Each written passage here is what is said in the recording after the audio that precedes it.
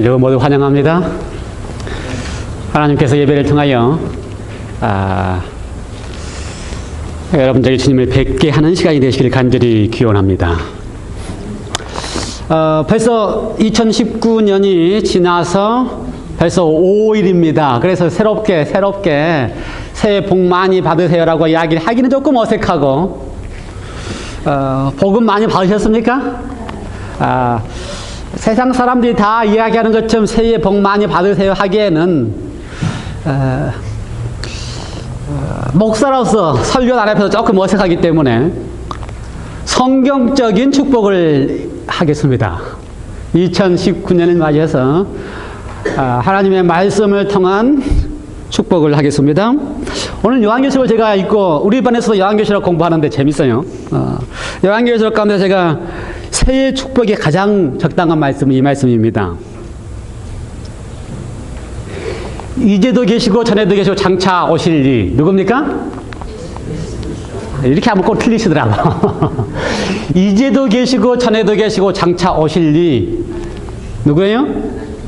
뭐 공부를 잘 하시는지 모르지만 장차 오실 이 그러면 신약적인 개념에서는 예수님이시지만요, 구약적인 개념에서는 누구예요? 하나님입니다. 구약에서는 장차 오실 이가 다 하나님이었어요. 그래서 요한이 요한계시록을 쓸 때는 신약적인 배경으로 쓰지 않았습니다. 요한은 어떤 배경으로 썼어요? 구약의 말씀에 정통한 사람이 요한이고, 구약적인 배경으로 언급한 것이 이제도 계시고 전에도 계시고 장차 오실 이. 요한계시록 설명이 아닌데, 요한계시록 시간이 아닌데, 이제도 계시고 전에도 계시고 장차 오실 이라고 하는 개념은 어떤 개념이라고요? 구약적인 하나님 개념입니다. 예, 구약적인. 소선지서에 요엘서 같은데 장차 오셔서 심판하실 분은 다 누구예요? 하나님입니다. 그래서 요한은 장차 오실 일에 대한 개념은 구약적인 개념으로 하나님을 가리키는 거예요. 두 번째, 일곱 영과, 보호자 앞에 있는 일곱 영과, 일곱 영도 구약적인 개념입니다. 신약은 성령 한 분이면 되는데 구약은 일곱 영을 언급했어요. 이사야서에 보면은 총명의 신, 지혜의 신, 명철의 신 일곱 영을 언급했습니다. 그걸 그대로 언급했습니다. 그리고 드디어 신약적인 개념 누굽니까? 충성된 증인으로 죽은 자들 가운데서 먼저 나시고 땅의 임금들과 머리가 되신 예수 그리스도로 말미암아 2019년에 우리 모든 성도들에게 은혜와 평강이 있기를 간절히 원합니다. 아멘소리가 그거밖에 안 돼요? 여러분, 이 세 분 하나님으로 말미암아 2019년에 우리의 삶 속에 복보다 더 큰 하나님의 은혜와 평강이 간절히 있기를 간절히 기원합니다. 아멘. 아멘. 그 다음에 말씀 더 좋아요. 우리를 사랑하사 그의 피로 우리 죄에서 우리를 해방하시고, 그렇죠? 그 아버지 하나님을 위하여 우리를 나라와 제사장으로 삼으신 이에게 영광과 능력이 세세토록 있기를 원하노라. 이때는 아멘을 더 크게 하셔야죠. 여러분, 그리스도인의 삶이 뭔지 아십니까? 그리스도인의 삶이 2019년 동안 우리가 그리스도인으로 살아가는 삶이 뭔지 아세요? 계시록에 나와 있는 것이 우리의 삶입니다. 하나님의 그 세 분 하나님의 말미암아 우리에게 은혜와 평강을 한 해 동안 넉넉히 주셨는데, 그 세 분 하나님이 그 사랑하시는 것으로 말미암아 우리 죄에서 우리를 해방하시고, 이 해방하신다는 것도요, 죄를 용서한다는 그런 단순한 개념이 아닙니다.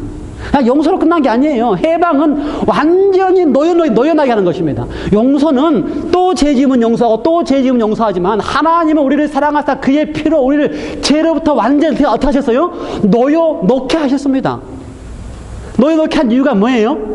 하나님을 위해서 우리가 하나님의 백성으로 살아가기 위해서, 하나님의 나라와 하나님의 제사장 된다고 하는 것은 드디어 그리스도인다운 그리스도의 삶을 살아가는 것입니다. 그게 하나님의 은혜예요. 여러분, 한 해 동안 우리가 하나님께 받은 은혜로 말미암아, 그렇죠?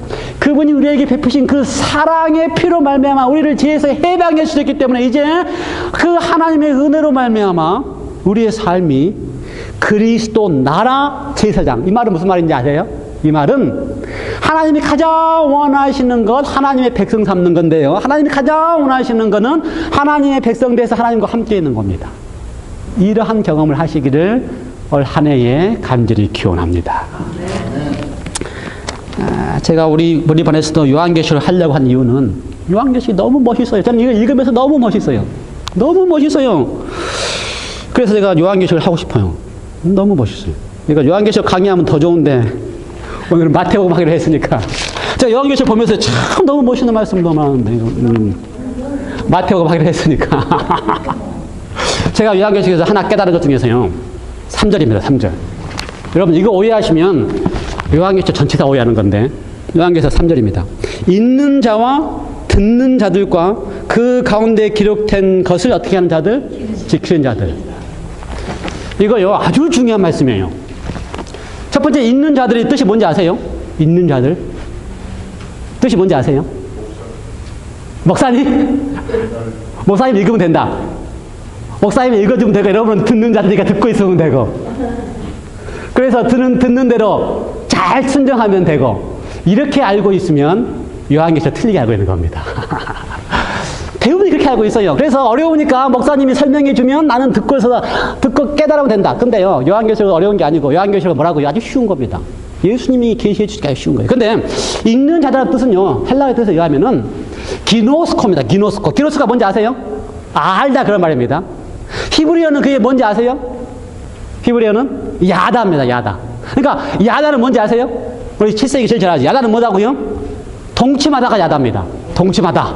동침하다. 그래서 읽다라는 뜻은 거기에 기노스코 앞에 한 단어가 더 들어있어요. 그래서 두 단어가 합쳐진 겁니다. 근데 그 기노스게 아나기노스코인데 이 아나라는 뜻은 어게인 그 말입니다. 그러니까 읽다라는 것은 어떻게 하는 거예요? 다시 하는 겁니다. 더 깊이 하는 겁니다. 그래서 동침해서 아는 것보다 더 깊이 하는 겁니다. 원래 기노스코는 경험한다 그만 뜻이에요. 경험해서 아는 거예요. 근데 경험해서 아는 것을 더 깊이 할 때, 다시 할 때 그게 아는 거, 그게 읽는 겁니다. 그러므로 여러분이 이 계시록을요 읽기만 해도 알 수 있어요. 그 말은 무슨 말이에요? 여러분이 예수님을 경험하게 하고 싶어하는 게 이 말씀이야 그 말이에요. 예수님이 얼마나 여러분에게 경험해지고 싶어지시면 그거를 다시 경험하라 그 말이에요. 요한계시 경험이 아닌데 빨리 해봅시다. 다시 경험하라 그 말이에요. 그래서 우리는요 이 요한계시록을 아는 걸로 끝난 게 아니고 어떻게 하는 거라고요? 다시 경험하는 거예요. 다시 경험하는 거. 예수님이 얼마나 좋으면 예수님을 경험하고 싶은 게 요한계시록의 이야기예요. 다음에 거기 지키는 자, 듣는 자는 뭐 같은 듣는 자고 지키는 자가 뭔지 아세요? 지키는 자. 어떤 사람이 지키는 자입니까? 하나님 말씀한 거 잘 지키면 지키는 자예요? 하나님 말씀 순종 잘하면 지키는 자예요? 요한계시록의 헬라어 의미는 그런 의미가 아닙니다. 하나님 말씀을 잘 지키고 순종한다 이건 다 나한테서 나오는 행위적인 거예요. 근데 성경의 말씀은 나한테서 나오는 행위를 요구하는 그 신앙이 아닙니다. 신앙은 나한테서 나와서 내가 잘해서 되는 게 신앙이 아니에요. 잘해서 되는 거는요 불가능합니다. 죄인이 아무리 잘해봤자 뭐가 잘 되겠어요. 그래서 지키는 거라고 하는 이야기는 죄인이 잘 순종한다는 이야기가 아니고 원래 뜻은 무슨 뜻이냐면요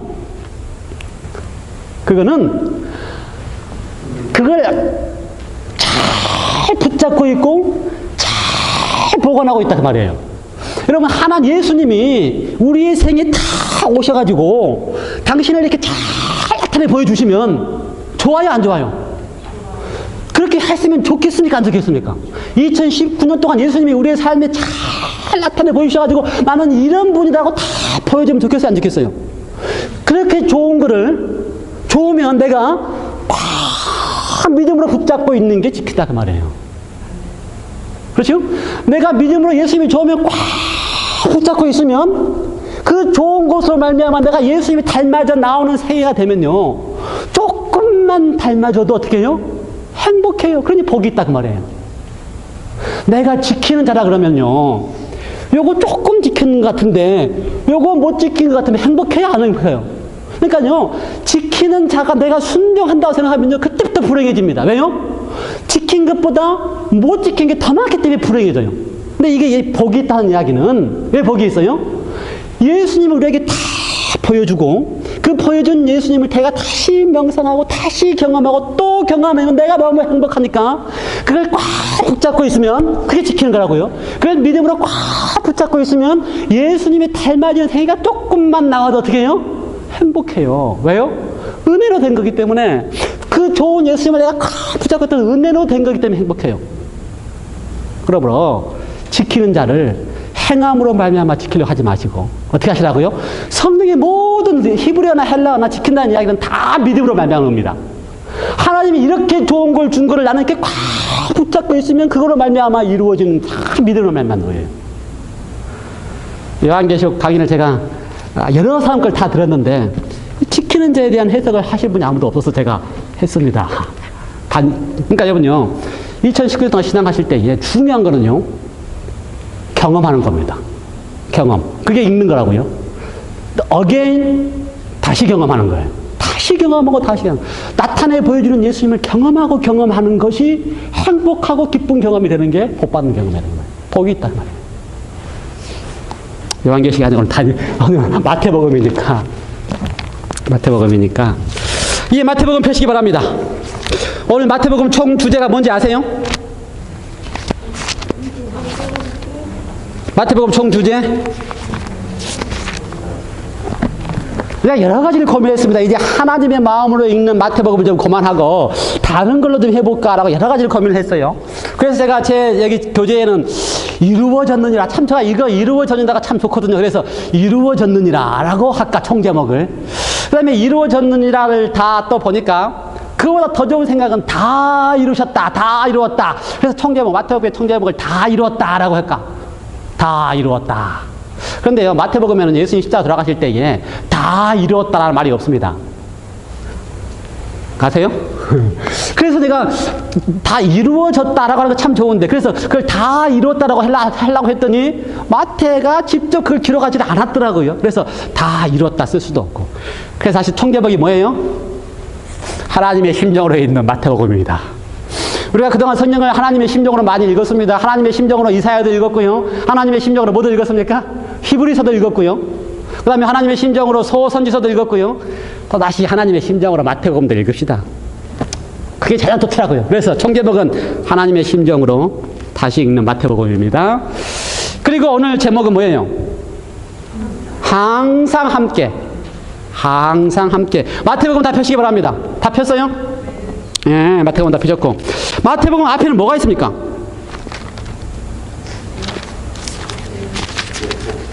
마태복음 앞에는 뭐가 있어요, 성경에? 제 성경에는 마태복음 앞에 한 장이 더 있어요.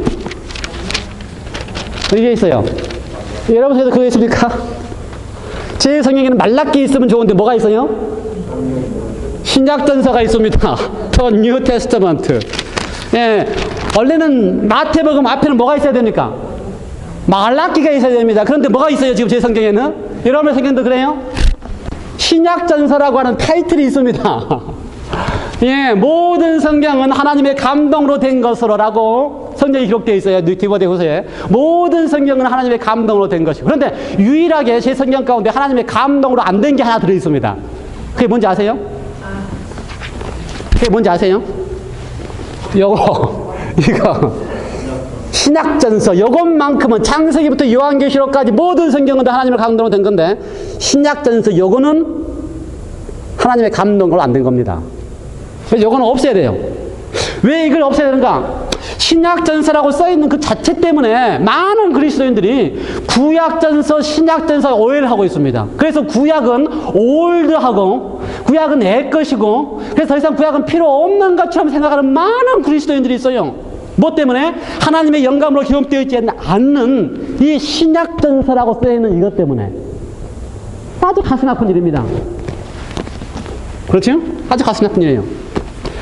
만일 저도 어쩔 수 없이 구약이라고 표현할 수밖에 없어요. 왜냐하면 그것이 영어이기 때문에. 그렇죠? 그러나 만일 그 구약이라고 이야기하는 성경이 없었다면 마태복음 1장 1절부터 시작되는 마태복음을 기록할 수가 없습니다. 마태가 그걸 어떻게 알고 예수님의 족보를 기록하겠어요? 마태가 어떻게 알고 다말의 이야기를 기록하겠습니까? 마태가 어떻게 알고 라합의 이야기를 기록하겠습니까? 예수님에 대한 이야기를 하고 쓰려고 하려면, 예수님의 제자들이 예수님에 대한 이야기를 쓰거나 요한이 요한계시록을 쓰려고 하려면 그 당시에 청중들이 잘 알고 있는 이야기를 해야 되는데, 그 당시 청중들이 잘 알고 있는 이야기는 뭐밖에 없다고요? 구약에 있는 말씀밖에 없어요. 그래서 구약 성경이 없으면 예수님에 대해서 우리가 설명을 할 방법이 없습니다. 신약 성경만 가지고는 설명할 방법이 없다 이거예요. 구약 성경이 있기 때문에 어떻게 할 수 있어요? 예수님을 알 수가 있어요. 그래서 마태복음을 쓰면서 많은 경우에 이루려 하심이라. 뭘 이루려 한다고요? 구약에 있는 말씀들을 어떻게 한다? 그거를 예수님께서 이루려 하심이다라고 한국말 성경에 기록했어요. 근데 헬라어에 의하면은 더 정확한 것은 이루어졌다가 더 맞습니다. 다 이루었다가 맞습니다. 이루어졌다가 다 맞아요. 묻박에 의하면은. 그러면 마태의 이야기나 신약 성경의 이야기들은 다 뭐라고요? 예수님으로 말미암아 다 어떻게 했다? 이루어졌다. 뭐가 이루어졌다? 뭐가 이루어졌다? 하나님이 말씀하신 구약의 말씀이 다 이루어졌다라고 하는 이야기를 하고 싶어 하는 겁니다. 그렇죠. 그러니까 예수님이 이 땅에 오시고 예수님의 모든 삶은 전에도 계시고 이제도 계시고 장차 오실 그 하나님의 말씀으로 말미암아 하나님의 보좌 앞에 계신 7영의 말씀으로 말미암아 하나님 그러면 장차 오시고 이제도 계시고 또 뭐라 했어요? 전에도 계시고 이제도 계시고 장차 오실 그분이나 7영이나 그 다음에 충성된 자라서 죽었다가 다시 나타나신 그분 예수님을 다 가리켜서 히브리어로는 하나님 엘로힘 복수입니다. 그러니까 하나님 그러면 이 세 분을 다 가리키는 거예요. 그 하나님의 말씀이 그대로 이루어졌다라고 하는 이야기가 무슨 이야기라고요? 예수님의 삶이고 신약의 이야기입니다. 이해가 되세요? 그래서 여러분 절대로 구약이 예수님 오신 다음에는 이제 더 이상 필요 없는 것처럼 생각하면 큰 문제입니다. 신약에서 가장 가슴 아픈 이야기가 예수님이 오셨기 때문에 구약이 필요 없는 것처럼 구약이 뭔가 이렇게 좀 올드한 것처럼 구약이 이제 좀 올드해서 예수님이 새 것을 준 것처럼 신앙을 시작하면 예수님에 대한 이해를 할 수 없는 진정한 의미의 하나님의 마음을 이해할 수 없게 되기 때문에 참 가슴 아픈 일이에요. 그래서 절대로 신앙을 할 때에 그렇게 요 하나님의 영감으로 되지 않은 신약 전서라고 하는 말씀 때문에 성경을 오해하지 않게 되시기 바랍니다. 예, 그런 관점에서 우리가 마태복음을 1장을 우리가 설명을 하는데 마태복음 1장을 설명을 하려면 딱 어디에서 설명을 해야 된다고요? 구약에서부터 설명을 해야지만 이해가 될 수가 있어요. 그래서 1장 1절도 뭐라고 되어 있어요? 아브라함과 다윗의 자손 예수 그리스도의 세계라. 예수님의 족보 세계라고 하는 게 예수님의 월드라는 이야기가 아니고 무슨 말이라고요? 예수님의 족보다 그 말입니다. 한자로는. 다윗의 자손 예수 그리스도의 세계가 무슨 말이라고요? 예수님의 세상이다 라는 말이 아니고 뭐라고요? 예수님의 족보다. 잘 오해하지 마시고. 예수님의 족보다. 근데 예수님의 족보를 이야기할 때 누구부터 시작했어요? 아브라함부터 시작하고 그다음에 다윗. 그런 이유가 있습니다. 마태는 특별히 마태복음을 쓰면서 누구를 위해서 썼다고 얘기를 해요? 많은 학자들이 유대인들을 위해서 썼다고 이야기를 합니다. 왜요? 시작을 아브라함과 다윗의 자손으로 시작한 걸 보니까 유대인을 위해서 썼다고 생각하는 거예요. 왜요? 유대인들에서 가장 중요한 두 인물이 있는데 누굽니까? 아브라함. 믿음의 조상이 나오는 아브라함. 그 다음에 누구예요? 그렇게 존경하는 다윗 왕. 그래서 유대인들이 가장 좋아하는 두 인물을 기초로 해서 족보를 쓴 걸 보니까 마태는 누구를 위해서 쓴 것이다? 유대인을 위해서 쓴 것이다 라고 학자들이 해석을 합니다. 학자들 해석이에요 다. 네. 학자들이 해석을 해요. 그런데 그런 마태마저도 유대인들을 위해서 마태복음을 쓴 게 아니라는 사실 우리는 더 잘 알 수가 있는 게 왜 그래요? 족보 가운데 유대인만을 위해서 썼다면은 절대로 거기다가 여인들을 넣으면 안 됩니다. 그렇죠? 유대인들은 족보 가운데 여인들을 안 넣어요. 누구만 넣어요? 남자들을 넣습니다. 특별히 예수님 당시의 여인들은 전혀 인정을 받지 못하고 있었습니다. 우리가 잘 아는 이야기 가운데 결혼을 했다 할지라도 그 여인들을 마음대로 남자가 원하면, 남편이 원하면 내칠 수가 있어요. 이혼 증서 하나만 써주면 돼요. 그런데 이혼할 수 있는 증서 가운데 이유가 많이 있습니다. 밥만 잘 못해도 이혼증서 내버리면 되고요. 월급만 마음에 안 들어도 이혼증서 내버리면 돼요. 그게 그 당시 1세기 당시 예수님 당시의 이 모습이에요. 그만큼 여인들은 대접받지 못하는 때에 그러한 유대인들에게 유대인을 대상으로 마태가 글을 쓰면서 여인을 4사람, 마리아까지 5사람이나 기록했다고 하는 거는요. 충격적인 일입니다. 그러니 학자들이 마태는 유대인을 위해서 마태복음을 썼다라고 이야기하면 안 돼요. 마태의 근본 본심은 뭐예요? 유대인뿐만 아니라 온 세상의 여인들뿐만 아니라 유대인들이 그렇게 싫어하는 이방인 여인들까지라도, 아니요, 여인일만 하더라도 여인들만 하더라도 유대인들은 하찮게 여기는데 그 여인들이 다 어떤 여인들이에요? 유대인 출신이 아닌 마리아를 제외하고 유대인 출신이 아닌 다 어떤 여인들입니까? 이방인 여인들입니다. 이러면은 여인들 중에서도 가장 하찮은 여인들까지도 족보에 기록되어 있어요. 마태는 왜 그래요?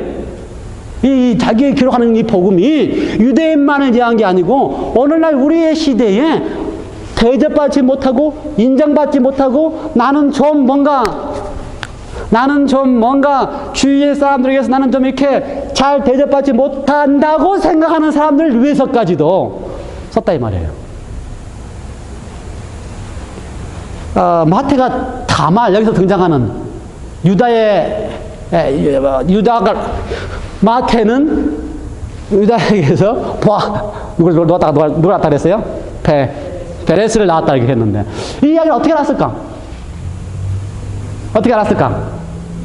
창세기 38장에 보면요, 이 다말의 이야기를 한 장을 할애해서 이야기를 합니다. 저는 참 이상해요. 창세기만 읽으면 왜 이 다말의 이야기를 한 장을 기록해서 썼을까? 참 이상해요. 알 수 없는 이야기예요. 좋은 이야기입니까? 나쁜 이야기입니까? 나쁜 이야기예요. 한번 읽어보세요. 참 재밌는 이야기예요. 가만히 보면은. 어디서 나오는 이야기예요? 삼류 문학 소설에서 나오는, 그것도 며느리가 시아버지하고 바람 펴가지고 자식 낳는 삼류 문학 소설에서 나올 수 있는 그런 이야기입니다. 그것도 아주 적나라하게 썼어요. 얼마나 적나라하게 썼는지 몰라요. 그런 이야기를 왜 그렇게 중요한 장세기에 38장이라고는 한 장을 할애해서 썼을까? 다말이 어떤 여인이에요? 다말은 유대인도 아닙니다. 이방 여인입니다. 가나안 사람이에요. 그러한 이야기를 왜 한 장이나 그렇게 썼을까? 창세기만 읽으면요, 알 수가 없습니다. 창세기만 읽으면 알 수가 없어요. 그런데 뭘 읽으면 알 수 있어요? 마태복음 1장 3절에 나오는 다말의 이야기, 다말이 거기 등장한 걸 보면 비로소 알 수가 있습니다. 왜 하나님이 모세를 통하여 창세기 38장에 이렇게 삼류 소설과 같은 다말의 이야기를 한 장, 성경이 그렇게 중요한 성경 가운데 할 이야기도 많을 텐데 다말에게 썼을까? 왜요? 그거는 예수님의 이 땅에 오심을 이루려 하시라고 하는, 이루어졌느니라고 하는 이야기를, 그래서 구약이 예수님이 오셨기 때문에 필요 없다고 생각하는 많은 그리스도인들에게 그게 아니야.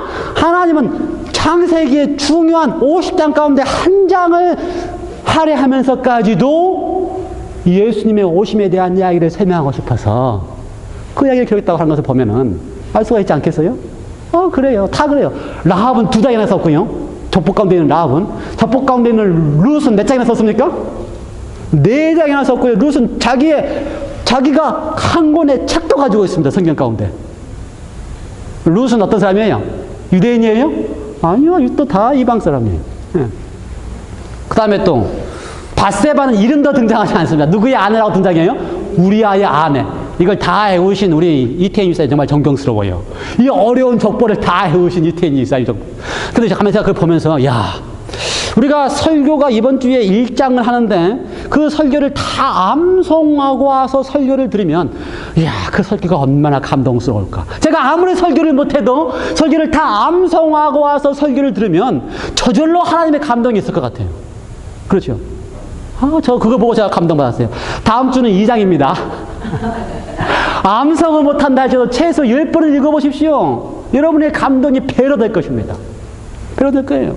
거기 보면은 우리아의 아내, 다윗은 우리아의 아내에게서, 참 재밌어요. 이번에는 밧세바라는 말도 안 썼습니다. 분명히 구약에 2장이나 언급하면서 밧세바를 이야기를 했는데 밧세바라 이름도 안 쓰고 뭐라고 그랬어요? 우리아의 아내에게서. 사실은 우리아의 아내에게서라고 표현하면 이건 더 어떤 겁니까?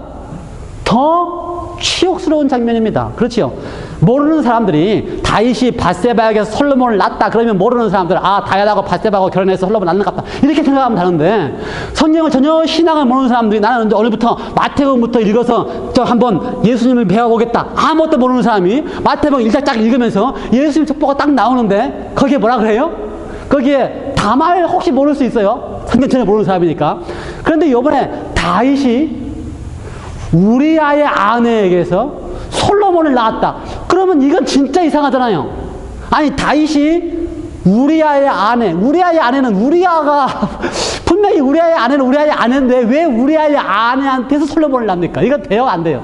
말이 안 되는 이런 이야기를 써놨는데도 불구하고 그 속에서 예수님이 오셨다고 하는 이야기를 들으면 저는 참 재밌을 것 같아요. 다 말 모르고 눈 몰라도 야, 이거는 이런 데서 예수님이 나셨어? 라고 하면 그런 예수님이 하나님의 아들이야. 이것만 봐도 정말 성경을 읽고 싶은 마음이, 이야, 이건 진짜 이상하다는 생각이 들 것 같아요. 그래서 혹시 여기다가 그런 사람들을 위해서 다윗은 우리아의 아내에게서 솔로몬을 낳았다 하지 않았을까? 제 추측입니다만은 어쨌든 재밌어요. 재밌어요. 마태는 참 재밌어요. 표현을 참 재밌게 했어요. 거기까지 하고 또 들어가 봅시다. 여기 마태에 보면요, 예수님의 이야기 이름이 몇 가지가 등장합니다. 첫 번째는 뭐가 등장해요? 아브라함과 다윗의 자손. 그 다음에 이름이 뭐라고 등장합니까? 1절에 예수 그리스도의 족보다라고 등장합니다. 그래서 이름이 뭐라고 등장해요? 예수 그리스도다. 그리고 이야기 등장하고요. 그 다음에 예수라고 하는 이름을 직접 하나님께서 요셉에게 설명을 해줍니다. 21절에 아들을 낳으리니 이름을 뭐라 하라? 예수라 하라.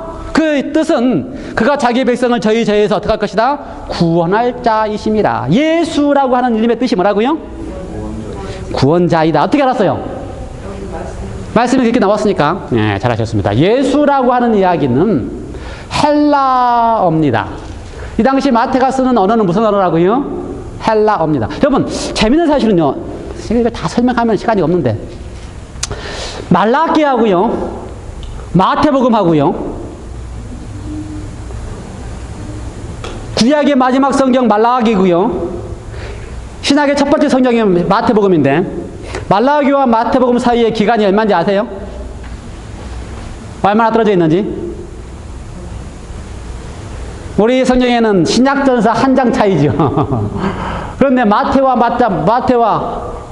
우리 막은 양 400 year. 야, 설교 누가 통역하지? 설교 잘하네. 400 year. 야, 잘알았어요. 그러니까 말라기서부터서 마태복음 사이에는 몇 년의 차이가 있다고요? 이 중간 400년 동안에는 성경이 없어요. 성경이 없으면 어떡합니까? 안 되잖아요. 성경이 없어요. 그런데 이 중간 사이에 어떻게 된 기간입니까? 그럼 이 중간 사이에, 이 중간 사이에 말라기가 끝나고 예수님이 오시는 일대기까지 400년 동안의 기록이 없습니다. 그래서 예수님 당시에는요, 유대인들이 히브리어를 쓰지 않았습니다. 말로 쓰지 않았어요. 그러니 히브리어로 쓰여진 구약 성경은 거의 사문서입니다. 읽을 수도 잘 없는 사문서화 되어 있어요. 그러니 이걸 가리켜서 신구약, 신약과 구약의 중간사라고 이야기를 하는데, 이 기간 동안에 하나님의 백성들은 완전히 구약에 있는 히브리어까지도 다 잃어버릴 정도로 말을 사용하지 않아요. 그 다음에 어떤 말만 사용해요? 그 당시에는 이제 아람어와 헬라어만 사용합니다. 예수님 당시에는 로마가 통치하고 있었지만 로마도 어떤 말을 써요? 헬라어를 쓰기 때문에 헬라는 로마보다 더 먼저 있던 나라입니다. 근데 그 헬라의 문화와 언어가 너무나 좋았기 때문에 로마가 헬라를 무너뜨렸지만 헬라어를 썼어요. 그리고 로마가 통치하는 모든 나라들은 다 뭘 써요? 헬라어를 씁니다. 그러므로 마태도 헬라어로 기록을 해요. 그래서 그 당시에 언어는 아람어를 쓰든지 헬라어로 글을 쓰든지. 요즘 이스라엘에 쓰는 언어가 뭔지 아세요? 아람어입니다. 아람어. 문자는 히브리어고 아람어를 써요. 언어는 공용 언어. 그래서 아람어가 예수님 당시에 쓰는 언어입니다. 많은 학자들은 예수님도 아람어를 썼다고 이야기를 해요. 아람어를 썼어요. 예수님 어떤 사람은 헬라어를 썼다고 이야기해요. 헬라어를 썼어요. 그래서 예수 그리스도라고 하는 이야기는 헬라어입니다. 헬라라는 예수라는 말이에요. 그런데 이 신구약 중간 시대에 히브리어 구약 성경이 있는데 백성들이 히브리어가 이제 사문화 되니까 이걸 알거나 읽어도 이해를 못해요. 말이 다 없어지니까. 그러므로 어떻게 했어요? 랍비들이 구약에 있는 이 히브리어 성경을 백성들이 그 당시 언어로 알아들을 수 있도록 번역을 했습니다. 그래서 구약을 헬라어로 번역한 성경을 가리켜서 한국말로 70인역이라고 이야기합니다. 영어로는 septuagint라고 이야기해요. 그래서 마태나 이 요한이나 구약 성경을 읽을 때 무슨 성경을 읽었다고요? 70인의 학자들이 히브리어를 번역해서 헬라어로 만들어 놓은 성경을 가지고서 구약을 이해를 했어요. 그래서 마태가 여기서 예수님의 이름을 쓸 때에 예수 그리스도다라고 하는 것이 갑자기 나온 이야기가 아닙니다. 어디서 나온 이야기예요? 구약을 헬라어로 번역해 놓은 70인용 성경에서 나온 이야기입니다. 그래서 구약의 헬라어로 번역한 70인역에는 거기에 뭐라고 등장해요? 구약에 있는 하나님의 이름을 이야기할 때에 뭐라고 구약에 대한 이야기를 이야기할 때 첫 번째 쓰는 이유가 뭐예요? 예수스라고 하는 이야기를 쓰는 것입니다. 예수스라는 이야기. 헬라어로. 그 헬라어가 예수스라는 이야기가 구약에서는 어떤 이야기예요? 구약에서는 예수와 여호수아 호세아 이 구약의 히브리어로 여호수아라는 이야기를 헬라어로 쓰면 그게 뭐예요? 예수라고 되는 거예요. 그래서 예수라고 하는 뜻은 사실은 갑자기 나온 이야기가 아니에요. 구약 당시에 히브리어로 계속 쓰던 이야기입니다. 그거를 이제 헬라어로 번역한 거예요. 예수라고 번역한 거예요. 원래 구약에서는 뭐라고 썼는데? 여호수아, 예수와 호세와 다 같은 이야기입니다. 무슨 이야기예요? 하나님은 구원자다라는 뜻입니다. 그걸 딱 번역을 하니까 뭐라고 됐다고요? 그것이 예수, 헬라어로. 그러니까 예수라는 이름은 헬라어로 한 이야기고 그 이야기를 유대인들은 어떻게 알아들어요? 히브리어로는 여호수아 그렇게 알아들어요. 그리스도도 마찬가지예요. 그리스도는 뭐예요? 그리스도 헬라어입니다. 그리스도는 히브리어를 헬라어로 번역한 거예요. 히브리어 뭘 헬라어로 번역한지 아세요? 히브리어 그리스도라는 이야기는 기름 부음을 받은 자 메시아, 한국말로 메시아. 히브리어는 한국하고 아주 비슷해요. 뭐 제가 히브리어를 정확하게 발음하지 못하지만 메시아우라고 하는 히브리어를 헬라어로 번역하면 뭐라고 해요? 그게 그리스도라는 것입니다. 크리스토스라고 하는 거예요. 그렇죠? 그 다음에 한국말로. 그래서 사실은요, 한국말이 히브리어하고 아주 흡사합니다. 메시아라고 하는 히브리어가 메시아라고 하는 한국말로 번역된 게 아주 흡사한 말이에요. 그래서 예수 그리스도라고 하는 이름은 갑자기 뜬금없이 나온 이야기가 아닙니다. 어디서 나온 이야기예요? 구약에서 계속해서 언급한 이야기입니다. 예수라는 이야기도 구약에서 계속해서 언급한 이야기고 그리스도라는 이야기도 계속해서 언급한 이야기입니다. 그러므로 우리가 갑자기 신약만 이야기하고 이제 예수 그리스도가 나왔으니 됐다라고 하면 안 돼요. 왜요? 그 이야기는 누구 이야기이기 때문에? 구약에서 계속 나온 이야기이기 때문에. 그러므로 예수 그리스도는 구약에서부터서 그분이 하시는 사명이 이름 속에 등장해 있습니다. 예수라고 하는 이름은 왜 그 이름을 지었다고요? 그 이름의 뜻이 뭐기 때문에? 하나님이 구원자이시기 때문에. 그러므로 이 땅에 오실 예수라고 하는 그리스도라고 하시는 분은 이름을 예수 그리스도 한 이유가 처음부터 정해져 있어요. 처음부터 왜 정해져 있어요? 그분은 어떤 분이시다? 그분은 우리를 죄로부터서 구원하실 무엇이다? 구원자이시다. 네. 그거를 요한계시록 뭐라고 표현하고요? 사랑으로 말미암아 그의 피로 우리를 죄에서 어떻게 했다? 아까 제가 읽었지요? 요한은 뭐라고 표현했다고요? 죄로부터 어떻게 했다? 해방해야 된다. 완전히 풀어놨다. 죄로부터. 예. 같은 개념이에요. 다 예수라고 이러면 우리의 구원자다라고 할 때 그 구원자는 단순한 의미의 죄를 용서했다는 의미가 아니고요. 완전히 포로로 잡혀있던 죄인의 포로를 이제 완전히 거기서부터 어떻게 했다? 해방시키셨다. 풀어놨다. 그런 분이시다. 그 말입니다. 우리가 공부하는 마태복음의 예수 그리스도는 그가 사랑하시기 때문에 그의 피로 말미암아 우리를 죄의 종으로부터 풀어넣어서 완전히 해방시켜 주시는 분이 바로 그 이름의 뜻이 뭐라고요? 예수. 그분은 바로 그리스도다. 그분이야말로 그리스도라고 할 때 그 그리스도의 히브리 뜻은 뭐라고요? 메시아라는 뜻인데 메시아는 뭡니까? 기름 부음을 받은 자다. 기름 부음을 받은 자면 세 성령 가운데 기름 부음을 받은 사람들이 세 부류가 있습니다. 첫 번째 부류는요, 왕에게 기름을 부었어요. 두 번째 부류는요, 선지자에게 기름을 부었습니다. 세 번째 부류는요, 제사장들에게 기름을 부었습니다. 그러므로 기름 부음을 받은 자라고 하는 것은 예수님이야말로 이 세 가지 면에서 다 기름 부음을 받은 자의 사실을 여기 언급해줘요. 만약 구약을 모르면 예수님의 이름을 그리스도라고 이야기하면서 그리스도라고 알지만 그 의미의 뜻이 뭔지 몰라요. 구약을 모르면. 구약에 예수님 오시기 때문에 필요 없다고 생각하면 그리스도의 의미가 뭔지 모릅니다. 그런데 구약에 봤더니 그리스도라는 이름을 붙인 이유가 왜 붙여요? 그분은 왕이시기 때문에, 그분은 무엇이기 때문에, 그분은 대제사장이시기 때문에, 그분은 선지자이시기 때문에 예수님을 칭하여 뭐라 그런다고요? 기름 부음을 받은 자 그리스도 메시아라고 부른다는 것입니다. 확실해요? 예수님은 왕 맞아요? 예, 마태복음에 보면 계속해서 다윗의 자손 왕이라고 칭했는데 그 이유가 뭐예요? 그분은 기름 부음을 받으실 왕이시기 때문에. 예, 온 우주의 왕이셨습니다. 온 우주의 왕이셨어요. 그래서 그분이 이 땅에 오셔서 그분이 하고 싶은 이야기는 Kingdom of Heaven, 하나님의 나라를 세우는 것입니다. 그래서 요한계시록에서 뭐라 그랬어요? 나라와 제사장 삼았느니라. 그분의 목적은요, 그분이 왕이시기 때문에 이 땅에 오셔서 당신의 나라를 세우시는 게 그분의 목적이에요. 그리고 그분 나라의 백성을 되게 하는 게 목적이에요. 그분은 대제사장이십니다. 왜요? 그분의 이름이 뭐기 때문에? 그리스도, 기름 부음을 받은 자이기 때문에. 그분 대제사장 맞아요? 확실해요? 네, 우리가 히브리서 강의를 통해서 분명히 배웠습니다. 그분이 부활하시고 승천하신 다음에 하나님의 나라에 올라가셔서 뭐라 그랬다고요, 이제? 대제사장 자리에 앉으셨다고 선언하셨습니다. 그래서 그분은 기름 부으신 대제사장 맞아요. 그래서 예수님의 이름을 가리켜서 뭐라고 불렀다고요? 그리스도.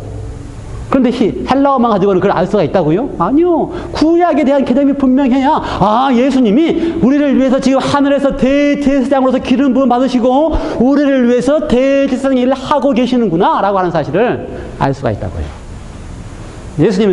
예수님이 선지자 맞아요? 예, 예수님을 가르쳐서 선지자가 불렀습니다. 예, 모세는 자기보다 더 큰 선지자가 올 거라고 이야기를 했어요. 진짜 예수님께서 선지자로 오셨기 때문에 예수님께서는 기름 부음을 받으셨어요. 마태복음에 예수님의 이름 가운데 또 아주 중요한 이름이 1장 23절에 등장합니다. 뭐라고 되어 있어요? 보라, 처녀가 잉태의 아들을 낳을 것이요 그 이름을 임마누엘이라 하리니 하셨으니 이를 번역한 즉 무엇이다?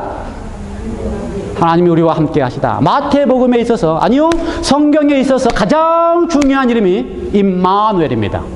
임마누엘. 임마누엘의 가장 한마디로 딱 이야기하면 뭐라고요? With us. With us. With us. 우리와 함께. 그렇죠? 우리와 함께. 그래서 마태복음을 시작할 때에 그가 생각하는 하나님에 대한 이야기, 이 땅에 오신 예수 그리스도에 대한 이야기에서 가장 중요한 게 뭘까? With us다. 우리와 함께다. 그래서 마태복음을 시작하는 첫 장에서 하나님이 우리와 함께 하시기 때문에 그의 이름은 임마누엘이다 이렇게 하셨고요. 마태복음을 마지막 끝내면서 마태복음 28장 20절에 하나님이 내가 너와 함께 항상 함께 하겠다라고 마지막 끝냈습니다. 그게 하나님의 심정이에요. 이 땅에 오신 하나님의 심정이고 그것이 창조하신 하나님의 심정이고 그것이 어떤 심정이라고요? 재창조하셔서 내가 너와 함께 장막으로 거하겠다고 하는 하나님의 심정이 바로 with us. 우리와 함께. 우리와 함께. 임마누엘입니다. 임마누엘. 여러분, 예수님께서 우리와 함께 하시길 원하십니다. 그래서 성경은 예수님이 가장 불리기를 좋아하는 이름 중에 하나가 형제다 이렇게 하셨어요. 형제. 뭐 우리는 뭐 그리스도인들끼리 서로 형제라고 이렇게 부르는 거 좋아한다고 하는데 그거 좀 좋아요. 그런데 누가 우리를 향하여 형제라고 부르신다고요? 예수님이 우리를 향하여 형제라고 부르신다고요. 예수님이 당신 자신을 향하여 우리가 예수님을 부를 때에 형이라고 부르는 걸 좋아한다고요. 오빠라고 부르는 걸 좋아한다고요. 왜요? with us 하는 것을 원하시기 때문에, 우리와 함께 있는 것을 원하시기 때문에, 그 예수님께서 우리와 함께 있는 삶을 살기 이 땅에 오셨을 뿐만 아니라 우리와 함께 하기 하신 이유는 한 가지밖에 이유가 없습니다. 히브리서는 그걸 뭐라고 표현하는지 아세요? 우리와 함께 하기 위해서. 내가 너희가 형제라 불리는 것을 부끄러워하지 않는 이유는 내가 너의 모든 것을 알고 있기 때문이다. 너의 고통을 내가 알고, 너의 고민을 내가 알고, 너의 걱정을 내가 알고, 너의 문제를 내가 알고, 내가 지금 가지고 있는 질병에 대한 아픔을 내가 알고, 예수님께서 우리와 같이 형제가 되셔서 임마누엘 하셔서 우리와 함께 하셨기 때문에 모든 걸 다 경험해 보시고 내가 너를 안다 라고 하시는 이야기를 하시고 싶으셔서 임마누엘 하셨습니다. 오늘 한 해 동안 우리가 마태복음을 통하여 예수님을 함께 하고 싶으신 예수님의 심정처럼 예수님과 함께하는 경험을 하시기 바랍니다. 제 생각에 올해 한 28장까지 되어 있으니까 최소한 28번의 설교를 해야 되는데 제가 설교하고 다른 분이 설교하고 그러기 때문에 아마 한 해 동안은 갈 거라고 생각이 돼요.